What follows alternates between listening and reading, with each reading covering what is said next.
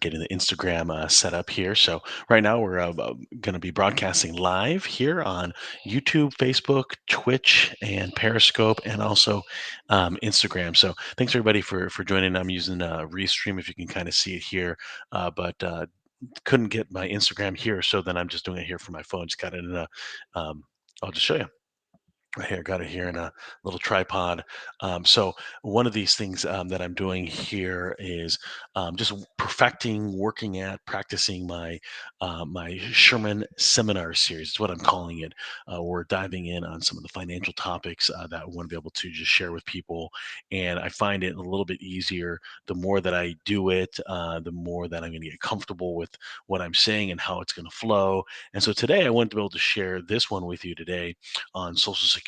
So this one's going to be really interesting, I think, for a lot of people that are maybe getting into that age where Social Security is a priority or a potential for them. And I want to be able to see what we can do. So let me just move this phone so that way those on Instagram can see the PowerPoint slide that we're going through here. I'm going to zoom in for them just because it's a little bit further out.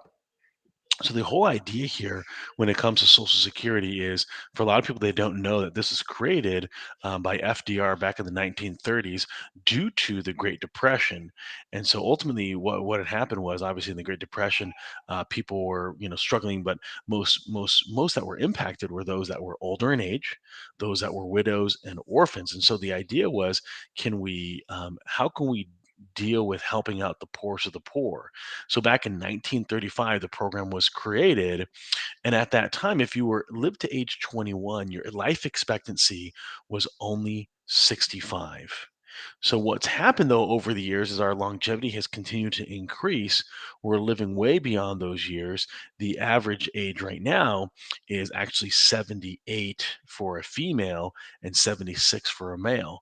And so um, right now, back then in 1935 when they created this was before the baby boomer era, and you had 16 people working for every retiree, and so that equated to about 7 million. However, that ratio of those working paying into the social security system is now 3 to 1, and 2 to 1 is after the baby boomers start retiring. So it's going to go even much lower, right? So we're talking an 8 time reduction on what's actually occurring out there.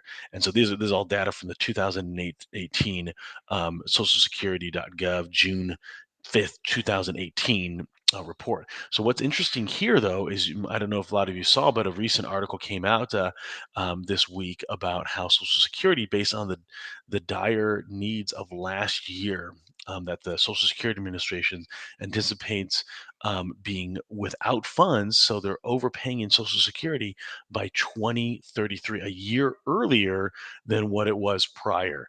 And so that's a major headwind. I mean, because we're only 13 years away, 12 years away from that actual occurrence where the amount that we're paying in benefits in Social Security will exceed what we're actually collecting in Social Security.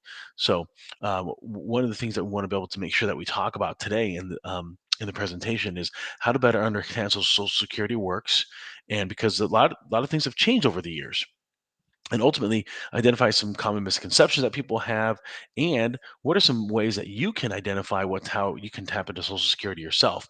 And I would say, based on my demographic, this might be yourself that might be entering a Social Security age, or it might be somebody that you know.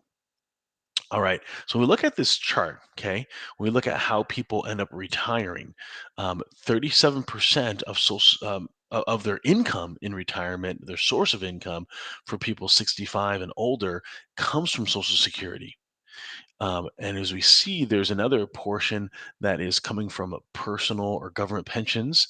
The private pensions are continuing to reduce as a lot of more and more private companies have gone, or public companies have gone more the way of a 401k plan, and so they're leaving a lot more of that responsibility on the individual, or in this case, an employee. Oops, hold on one second. All right. So ultimately, how would somebody then, you're reaching age 62 or 65? I want to be able to take Social Security. So what you would need is your Social Security card, original birth certificate, photo ID, last 2 year tax returns, and of course, where do you want to deposit the money? Now, a lot of this can be filled out online these days at socialsecurity.gov or ssa.gov. Hold on one second. My laptop is low. Hold on one second. With battery. Shoot. Got to pause this, everybody. I'm sorry about that. Hold on one second.